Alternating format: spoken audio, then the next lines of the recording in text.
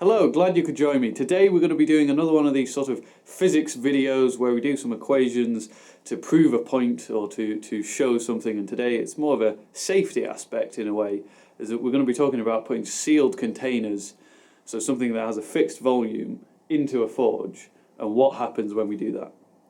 So generally nothing good happens when we do that, as we're going to be increasing the pressure on the inside of that container, so we then have a pressurized thing in the forge. And if there's any flaws in that container, any welds that might crack or anything like that, then that pressure can pop the weld and then we get an explosion. So it's not the best thing to have in a forge, or this usually comes up when you're talking about galvanizing. You know, you're sending a load of gates off to a galvanizer and you're going to have to put, you know, little holes in all of the hollow balls or finials or whatever you've put on the gates. There's a sealed container like a ball finial. You'll have to put a little hole in it so that when it does go to the galvanizers and gets galvanized, it's no longer a sealed container. As if it was sealed, you dip it in molten zinc, there is that possibility that it's going to blow up and fling molten zinc all over the people who are doing the galvanizing. So all the numbers that we're going to be using, they're all estimates. It's just to put a couple of figures in there so we can get an answer to show what the pressure would be like in our theoretical world of putting a sealed container into a hot place where it shouldn't really be. So let's just get straight into it. So let's start with the ideal gas law, which is, so we have P, which is pressure in pascals, V, volume, meters cubed, N is moles, which is sort of the amount of stuff that we have, R is the sort of gas constant, and T is temperature in Kelvin, not degrees. So another thing that we need to note is that the pressure is directly proportional to the temperature. When we have a constant volume and a constant amount of stuff, the pressure is directly proportional to the temperature. And so basically this means that when we heat something up, the pressure is going to increase in a sealed container. So when we're talking about a sealed container, this little sphere is hollow, and so there is air inside of it. Because this sphere has a set volume and there's a constant amount of air inside here, as no air can get in or out. As we increase the pressure, as we increase the temperature, the gas particles in here have more energy and so are moving around at a much quicker rate and are bouncing off the inside edges of this sphere, creating a greater pressure. So let's say that we made a gate with a load of these balls on as finials along the top of the railings of the gate or whatever, and we wanted to get this galvanized as it's going to go outside. When we're galvanizing, this steel is going to be coated in molten zinc. Zinc melts around 400 odd degrees centigrade, but we're going to use as our number 1000 Kelvin, which is roughly about 700 degrees. So we're going to use 1000 Kelvin. And so if we say we've also got room temperature, so we can see the pressure that is inside this at room temperature, we can use the value 300 Kelvin just to gauge room temperature. So if we were to plug these numbers into this equation, at room temperature we're going to get 1 atmosphere, and then at 1000 Kelvin, so when in our sort of theoretical thing here, when we are galvanizing this ball, the pressure inside of this is going to be 3 atmospheres. So that's 3 times the pressure that we would get at room temperature.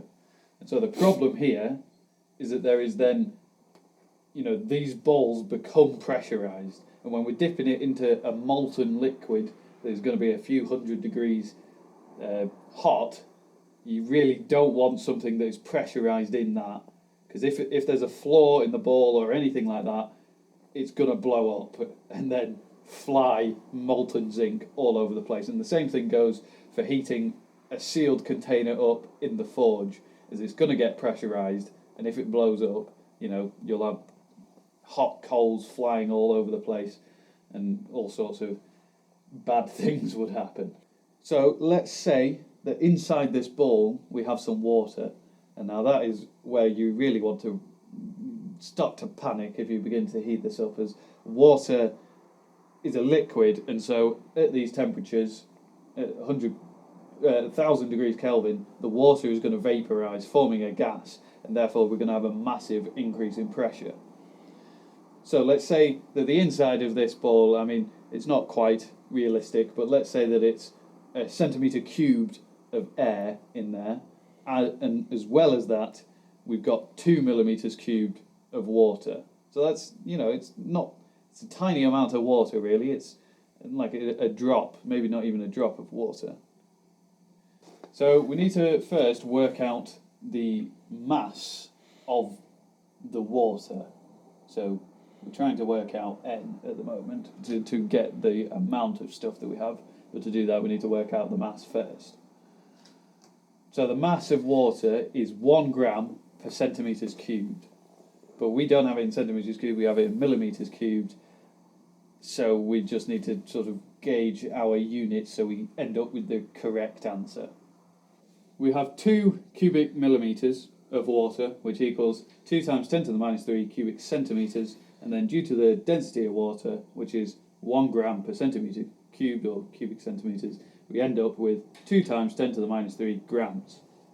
So now we can work out the number of moles that we have, which is N, the amount of stuff, if you want to call it that.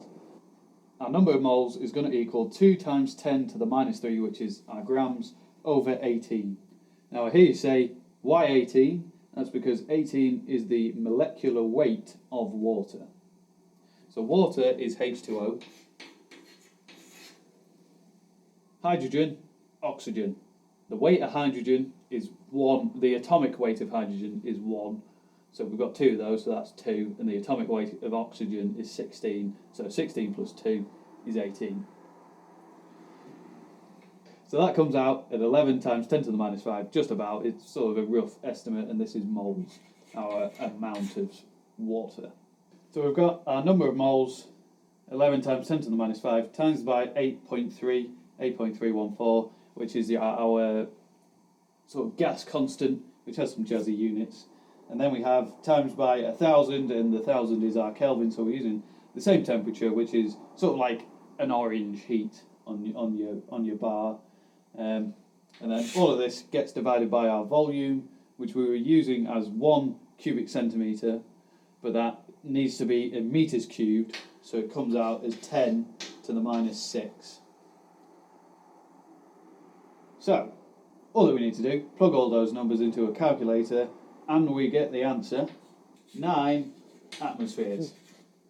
So when we just have air inside of this container, sealed container, at room temperature, 300 Kelvin, we have 1 atmosphere, and then when we heat it up to sort of a red-orange heat, which is about 700 degrees Celsius, or 1,000 Kelvin, we get 3 atmospheres. So that's a times by 3. Now, the water vapour will create 9 atmospheres when it vaporizes. So that's already 3 times what just air would do. But of course, there isn't just water inside of our container, as we only have 2 cubic millimetres of water in there, which is really a tiny amount, and then we have all the air surrounding that water inside of this container.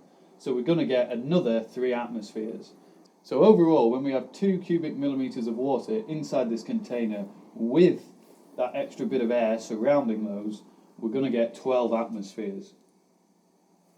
So that's a decent amount of pressure on the inside of this, and you really don't want that inside a hot thing. So whether it's fire or whether it's being galvanised, something like that, you've then created a pressurised container, which if there is a flaw in it, in a weld or whatever it might be, it's going to explode and send hot stuff all over.